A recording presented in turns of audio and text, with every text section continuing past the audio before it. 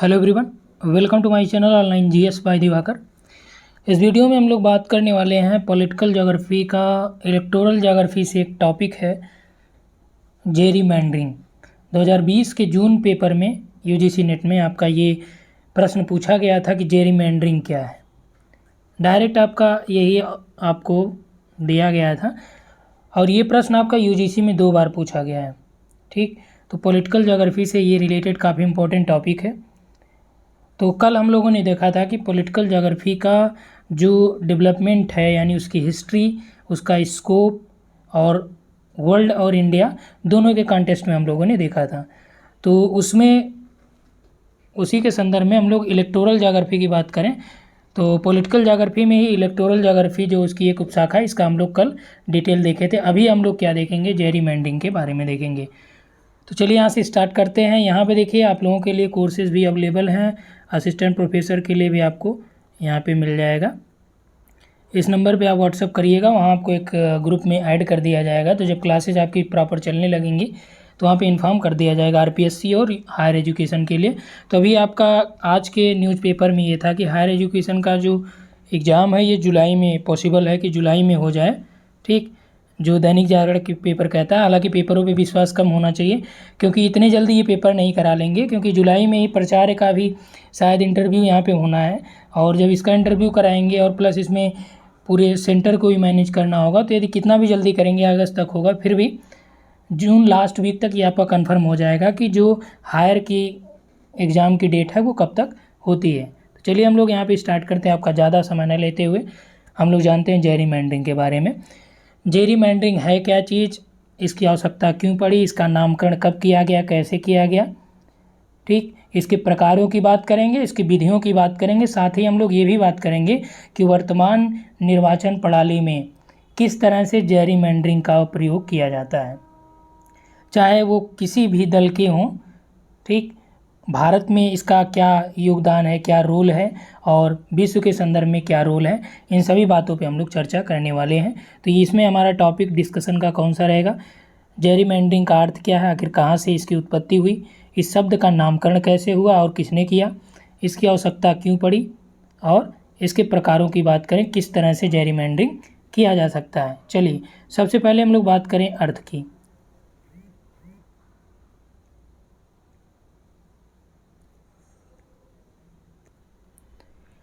इसके अर्थ की बात हम लोग करें तो निर्वाचन क्षेत्र की सीमा में परिवर्तन करना जिससे विशेष राजनीतिक दल को फायदा हो।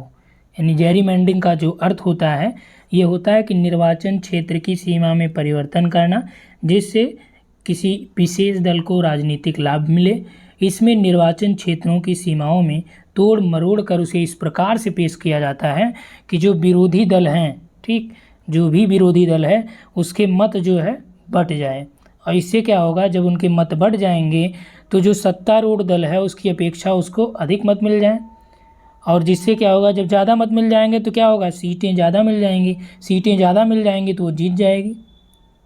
वह जो राजनीतिक दल है क्या करेगी, सीटें ज़्यादा पा जाएंगी तो वो जीत जाएगी और उसकी सरकार बन जाएगी। तो जेरीमैंडरिंग का स्पेशली अर्थ यही होता है कि जो राजनीतिक सीमा है निर्वाचन क्षेत्र की, उसमें क्या करना है, परिवर्तन करना है। और वो परिवर्तन इस तरह से करना है कि जो सामने वाली पार्टी लड़ रही है या विरोधी जो पार्टियां हैं, जो विरोधी दल हैं, उसको नुकसान हो। नुकसान कैसे हो कि वह किसी निश्चित सीमा तक ही सीमित हो जाए, यानी उसको कम सीटें प्राप्त हों और जो जेरीमैंडरिंग कर रहा है उसको ज़्यादा सीटें प्राप्त हो जाएं और वह चुनाव में विजयी हो जाए। चलिए अब हम बात करते हैं कि इस शब्द के नामकरण की इसी आवश्यकता क्यों पड़ी। ठीक, इसका नामकरण कैसे होता है।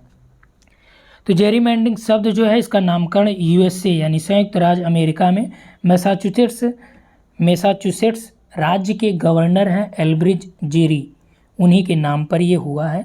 एल्ब्रिज जेरी ने 1812 में अपने दल के विजय को सुनिश्चित करने के लिए विभिन्न आकृति वाले निर्वाचन क्षेत्रों का उन्होंने गठन किया।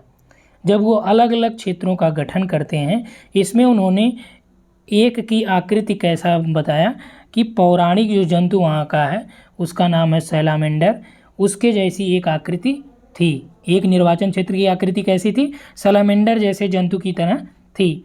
इसमें ऐसे क्षेत्रों को उन्होंने सम्मिलित किया कि जो जेरी के समर्थक थे, यानी कि जो आपका निर्वाचन क्षेत्र सैलामेंडर की तरह उनको दिखा, जो ये वहाँ का पौराणिक जंतु है, उसमें उन्होंने क्या किया जेरी ने कि जो जेरी के समर्थक वाले लोग थे उन क्षेत्रों में उसे एक जगह कलेक्ट कर लिया गया। एक जगह कलेक्ट करने का मतलब कि जो जोग्राफर होते हैं, जैसे आप जानते हैं कि उनको मैपिंग करना तो आता ही है, जाहिर सी बात है, तो मैपिंग करेंगे तो इस हिसाब से कि ताकि जो जेरी के समर्थक वाले हैं मैसाचुसेट्स राज्य के, वो एक जगह इसका यहाँ पे आ जाएं और जेरी जब यहाँ से चुनाव लड़े तो वो यहाँ पे जीत जाए। तो उन्होंने ऐसा ही किया और ये आकृति कैसी दिखी, सैलामेंडर जंतु के जैसा दिखा। उसके बाद उन्होंने क्या किया, जो जेरी के समर्थक थे वो यहाँ पे कलेक्ट हो गए। इस तरह से उनका रिपब्लिकन डेमोक्रेट दल, जेरी एल्ब्रिज जेरी जो थे ये किस दल से संबंधित थे, इनके दल का नाम है रिपब्लिकन डेमोक्रेट। इनको मत कितने मिले, 50,176 मत इन्हें प्राप्त हुए। देखिए 50,176 मत प्राप्त करके इन्होंने 29 सीटें जीत ली, जबकि इनका जो प्रतिद्वंदी दल है, ठीक, इनका जो प्रतिद्वंदी दल है उसको 51,766 मत मिले, यानी इनसे ज़्यादा मत मिले। इसके बावजूद भी उसे केवल 11 सीटें ही मिल सकी। और कारण क्या था, जेरीमैंडर। अभी समझाते हैं कि कैसे उन्होंने जेरीमैंडर किया था। तो जो वहाँ के पत्रकार थे उन्होंने क्या किया कि गवर्नर के नाम में, गवर्नर का नाम क्या है, एल्ब्रिज जेरी, यहाँ से इन्होंने जेरी उठा लिया और जो जंतु है सैलामेंडर, यहाँ से क्या उठा लिया, मेंडर को, तो ये हो गया जेरीमैंडर। ठीक, तो जेरीमैंडर को उसके बाद राजनीतिक भूगोल में एक प्रचलित शब्द भी मान लिया गया, क्योंकि इसमें राजनीति भी था, राजनीति की वो चुनाव जीतना चाहते थे। भूगोल कैसे आया, कि भूगोल जो मैपिंग किया गया वो भूगोल आपकी ज्योग्राफी हो गई। ठीक, तो ये उन्होंने जेरीमैंडर किया। आप देखिए विपक्षी दल को कैसे नुकसान हुआ। सपोज कि ये आपका क्या हो गया, मैसाचुसेट्स राज्य है यूएसए का। ठीक, समझने की कोशिश करिएगा, आसान है ये, फिर दोबारा भूलेगा नहीं और दोबारा आपको देखना भी नहीं है। तो एल्ब्रिज जेरी के समर्थक मान लीजिए यहाँ थे, यहाँ भी थे और यहाँ आ गए। ठीक, तो इन्होंने क्या किया कि जेरीमैंडर का उपयोग, ये वाला जो एरिया है और ये मान लीजिए इनके समर्थक नहीं हैं, तो ये इन्होंने इस तरह से इसको मैपिंग करा ली और इसको एक अलग क्षेत्र बना लिया। जो विरोधी पार्टी के थे, तो मान लीजिए विरोधी पार्टी ये वाले हैं ज़्यादातर, तो विरोधी पार्टी का इन्होंने यहाँ पे बना दिया कि भाई विरोधी वाले तुम यहाँ तक लड़ लो। ठीक, तो यहाँ पे ज़्यादा इनके समर्थक थे, मान लीजिए यहाँ पे 4 विधानसभा सीटें या जो भी सीटें अलग अलग थी, निर्वाचन क्षेत्र थे, तो यहाँ पे तो ये अकेले जीत गए। यहाँ पे मान लीजिए 2 रहे, जो विरोधी दल वाले थे तो ये बेचारे 2 ही पाए। अब यहाँ पे बात कर रहा है कि सीटें तो ज़्यादा मिले, इन्हें वोट तो ज़्यादा मिले, ठीक, लेकिन इन्हें वोटिंग एक निश्चित एरिया में ही तो मिली टोटल, लेकिन इन्हें क्या मिला, इन्हें हर जगह पे अलग अलग मिला। जैसे कि मान लीजिए आपके पास 2 यूजीसी नेट का मैं बोलूँ कि 10 यूनिट है, आपको 5 यूनिट बहुत अच्छे से आ रहे हैं, 5 अच्छे से नहीं आ रहे हैं, तो इसमें यदि मान लीजिए आपने 10 प्रश्न एक यूनिट से आप इसमें 50 किए, इसमें आपने तुक्का के बल पे आपका 50 में इसमें जो आ रहे थे, इसमें आपके 10 से 20 सही हुए। ठीक, तो आपके कितने हो गए, 50 20 70। कोई व्यक्ति है जिसको ये 5 यूनिट बहुत अच्छे से नहीं आती, हाँ, लेकिन उसको इतना आती है 50 में वो 40 कर लेगा। ठीक, और इसमें भी उसको इतना आता है कि ये 50 में यहाँ पे भी 40 कर लेगा, तो क्या हो गया, इसके 80 हो गए। इनको क्या हुआ, इसमें तो इन्होंने ज़्यादा किया फर्स्ट वाले में, फर्स्ट 5 में, लेकिन इसमें कम किया।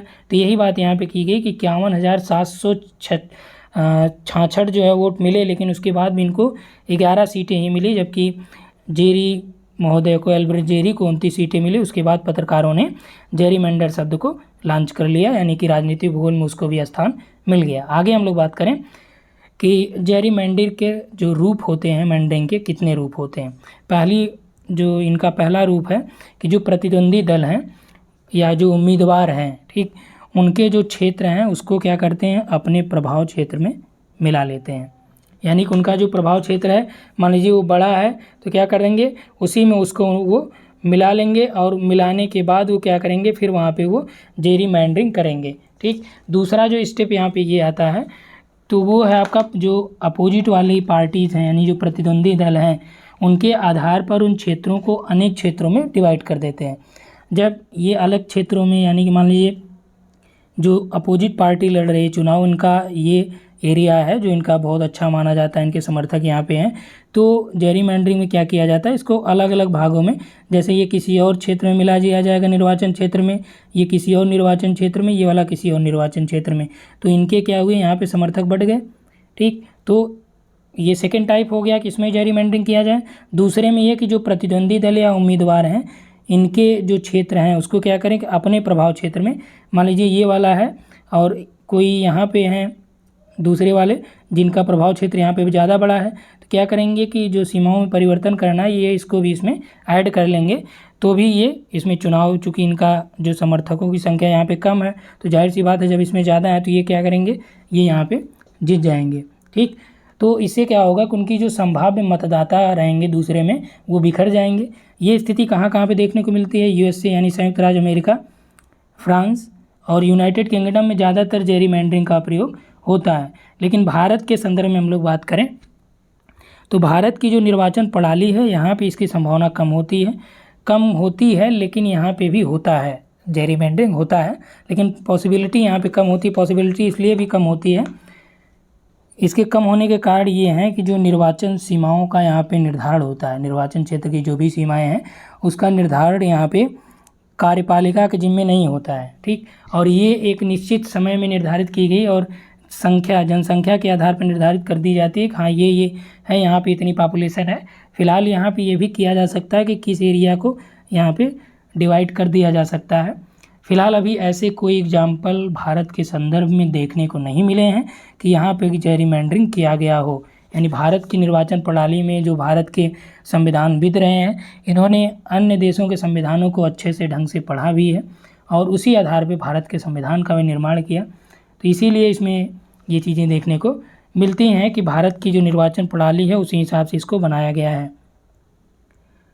अगला पॉइंट जो यहाँ पे है कि कुशल जेरीमैंडर कौन होता है। तो कुशल जेरीमैंडर वही होता है जो निर्वाचन क्षेत्र की सीमाओं का परिसीमन यानी कि सीमांकन, निर्वाचन क्षेत्र की सीमाओं का इस प्रकार से सीमांकन करे कि जो विरोधी दल हैं वो या उनके समर्थक कुछ ही क्षेत्रों तक ही सीमित रह पाएँ, यानी कि उनकी सीटें 1-2 जीते और उन्हें भारी बहुमत से उस क्षेत्र में तो विजय मिलती है, लेकिन जो अन्य निर्वाचन क्षेत्र हैं वो उनके समर्थक वहाँ पे नहीं रह जाते हैं, इसलिए उन्हें अधिकांश जो निर्वाचन क्षेत्र होता है वहाँ पे पराजय का सामना करना पड़ता है। ठीक, तो यही होता है कुशल जेरीमैंडर, जो जिस पार्टी के लिए काम करता है उस पार्टी में ये चीज़ें अधिक बलवती देखने को मिलती है। ठीक, एक एग्जाम्पल के थ्रू यदि आप समझना चाहें जेरीमैंडर को, तो एक एग्जाम्पल के थ्रू, तो मान लीजिए कि कोई छोटा देश है, ठीक, उसमें 4 निर्वाचन क्षेत्र की बात की गई है। ठीक, 4 निर्वाचन क्षेत्र यहाँ पे हैं, कोई छोटा देश है, इसमें 2 प्रतिद्वंदी दल हैं। और देखिए यहाँ पे वर्तमान पार्टियों का नहीं लेंगे क्योंकि हो सकता है कि आप जिस पार्टी के समर्थक हों आपको यहाँ पे चीज़ें बुरी लग सकती हैं। जैसे मान लीजिए, चलिए बीजेपी हो गया या एसपी हो गया या आईएनसी हो गया, किसी भी पार्टी की बात करें, 2 पार्टियों को स्पेशली लेते हैं। जब 2 पार्टियों को लिया गया तो इसमें मान लीजिए 4 निर्वाचन क्षेत्र हैं, इसमें 2 प्रतिद्वंदी दल को, और निर्वाचन भी कैसा कराना है, चुनाव भी कैसा कराना है, निष्पक्ष चुनाव कराना है। ठीक, और निष्पक्ष चुनाव तो होगा, लेकिन इसमें क्या होगा, जो निर्वाचन क्षेत्र की सीमा है उसमें इस प्रकार से छेड़छाड़ की जाए, यानी जेरीमैंडरिंग की जाए कि जनसंख्या के दृष्टिकोण से तो सभी निर्वाचन जो क्षेत्र हैं ये चारों बराबर हैं। यहाँ पे देखिए क्षेत्रफल की बात नहीं की जा रही, जनसंख्या की। यहाँ पे भी मान लीजिए 10 लाख है, यहाँ पे भी, यहाँ पे भी, यहाँ पे भी। ठीक, तो 10 लाख जो यहाँ पे पॉपुलेशन है, इस हिसाब से दोनों की जनसंख्या तो समान है चारों की। ठीक, लेकिन जो यहाँ पे देखिए अलग जो दल हैं, इनके समर्थकों को इस प्रकार विभाजित किया जाए कि उसे केवल एक निर्वाचन क्षेत्र में भारी बहुमत प्राप्त हो। जैसे मान लीजिए बीजेपी वालों ने क्या किया कि आईएनसी के जो उम्मीदवार हैं उनका यहाँ पे, यानी कि कांग्रेस के जो उम्मीदवार हैं उनके जो क्षेत्र हैं उसको उन्होंने इस तरह से परिवर्तित कर दिया, और इनका जो क्षेत्र है उसको इन्होंने इस तरह बना लिया, और ये वाला यहाँ पे बन गया, ये वाला यहाँ पे। ठीक, तोड़ मरोड़ के थोड़ा सा इन्होंने परिवर्तित किया, और परिवर्तित करके इन्होंने ऐसा सेट किया कि जो कांग्रेस वाले समर्थक ज़्यादा हैं वो एक ही तक सीमित हो पाए। ठीक, और तीनों में इनकी संख्या काफ़ी कम रही। जब इनकी संख्या काफ़ी कम रहेगी तो ये तो यहाँ पे मान लीजिए जैसे 100 वोट यहाँ पे मिलता है और अपोजिट वाली पार्टी को मान लीजिए 10 ही वोट मिलता है, ठीक, 10 ही में ये बेचारा सीमित रह जाएगा, लेकिन ये 100 वोट पा जाएंगे, बहुत खुशी रहेंगे कि हमने सबसे ज़्यादा मतांतर से जीता। लेकिन अन्य 3 निर्वाचन क्षेत्रों में इन्हें हार का सामना करना पड़ेगा। तो यही होता है जेरीमैंडर, कि जो सीमाएं हैं उसमें इस तरह से परिवर्तन किया जाए ताकि जो शेष 3 निर्वाचन क्षेत्र हैं उसमें वो अल्पमत में आ जाएं और किसी एक निर्वाचन क्षेत्र में उनको भारी बहुमत से जीत मिले, ठीक। तो ये था जेरीमैंडर। आगे हम लोग देखते हैं प्रेस्कॉट महोदय ने 1972 में 2 विधियां बताया कि किस तरह से हम लोग ये देख सकते हैं कि जेरीमैंडर हुआ है कि नहीं, ठीक, यानी जेरीमैंडरिंग ज्ञात करने की विधियां कौन सी हैं। तो 2 विधियां यहाँ पे आपको बताई गई हैं, इन 2 विधियों को हम लोग देखेंगे यहाँ पे, ठीक। तो किसने बताया 2 विधियां? ये बताए हैं प्रेस्कॉट महोदय ने, 1972 में इन्होंने इस बारे में बात किया है। चलिए यहाँ पे हम लोग देखते हैं कि जेरीमैंडरिंग हुआ है कि नहीं ये ज्ञात करने के लिए पहली विधि ये है कि जो निर्वाचन क्षेत्र है उसका मैप निकाल लेते हैं। जब मैप मिल जाता है तो उसमें हम लोग मैप को देख लेंगे और मैप देख के जेरीमैंडरिंग का अनुमान लगाया जा सकता है। कैसे लगा सकते हैं कि यदि निर्वाचन क्षेत्र की सीमाओं में बहुत ज़्यादा टेढ़ा मेढ़ा मोड़ दिखाई देता है तो इससे स्पष्ट होता है कि जो अनुकूल दल के समर्थन वाले क्षेत्र हैं वो उन्होंने क्या किया है कि अपने इकाई में उन क्षेत्रों को मिला लिया, यानी अपने विधानसभा क्षेत्र में उसको वो मिला लेते हैं जो उनके समर्थक हैं। और दूसरा, इससे ये पता चल जाए क्योंकि ज़्यादा टेढ़ा मेढ़ा निर्वाचन क्षेत्र बनाया गया, इसका मतलब कि कोई गणित किया गया यहाँ पे, ठीक। दूसरा जो टाइप है ज्ञात करने का कि इसमें क्या करते हैं, सेकेंड टाइप में इसके अंतर्गत एक ग्राफ को लंबवत अक्ष पर अलग अलग दलों में जो भी निरर्थक मत होते हैं उसको वो प्रदर्शित करते हैं और आधार के सहारे उनके द्वारा जो लड़ी गई सीटें होती हैं, ठीक, उनका घटता हुआ विवरण यहाँ पे दिखाते हैं। जब उनकी सीटों का घटता हुआ विवरण दिखाएंगे तो क्या होगा कि जो विभिन्न दल हैं उनका ग्राफ जो होगा यदि रेखीय रूप में बनाए जाते हैं और यदि विभिन्न रेखाओं में जो ग्राफ बनाया जाएगा, मान लीजिए इसमें अलग अलग अंतर दिखाई दे, ठीक, बहुत ज़्यादा अंतर दिखाई दे, तो इसका मतलब कि जेरीमैंडरिंग इसमें भी हुआ है। और ये देखिए, ये आप कहाँ पे देख पाएंगे, ये आर.डी. दीक्षित की बुक आती है पॉलिटिकल ज्योग्राफी अ कंटेम्प्रोरी पर्सपेक्टिव, ये TMH अभी पब्लिश कर रहा है इनकी, आर.डी. दीक्षित की, ये आप लोग जानते हैं। आर.डी. दीक्षित सर की पॉलिटिकल ज्योग्राफी आती है, ये काफ़ी फेमस भी हैं और इलेक्टोरल ज्योग्राफी में इन्होंने काफ़ी काम भी किया है, ठीक। और आपने देखा था कि भारत में जो विकास हुआ है इलेक्टोरल ज्योग्राफी का, उसमें भी आर.डी. दीक्षित महोदय का काफ़ी योगदान रहा है, ठीक। तो इस प्रकार से आज का ये जो टॉपिक रहा वो जेरीमैंडरिंग, और इसको आप याद रखिएगा क्योंकि आपके UGC के लिए काफ़ी इम्पोर्टेंट भी हो जाता है। और वर्तमान जो निर्वाचन पद्धतियाँ हैं, चुनाव भी होते हैं, तो जो पेपर सेटर है उसको आपको इस तरह से घुमा देता है और पहली बार जब ये आप नाम सुनेंगे खुद ही कंफ्यूज रहेंगे कि आखिर ये है क्या चीज़, ठीक। तो इसलिए इन चीज़ों को आप फोकस करते चलिए। कुछ जो वर्ड्स हैं आपकी परीक्षाओं में पूछ दिए जाते हैं कि ये क्या चीज़ है, जैसे आपका अधिवास भूगोल से कभी कभी पूछा जाता है, पॉपुलेशन से भी ये प्रश्न आए जाते हैं, और जो आपका पॉलिटिकल ज्योग्राफी हो गया, सोशल ज्योग्राफी और कल्चरल ज्योग्राफी से भी इस तरह के प्रश्न आपसे पूछे जाते हैं। तो आज के लिए हम लोग इतना ही देखते हैं। नेक्स्ट टॉपिक हम लोग लेंगे जो आपका इसी से रिलेटेड रहेगा, पॉलिटिकल ज्योग्राफी से ही, ठीक। तो आज के लेक्चर में इतना ही। Thanks for watching.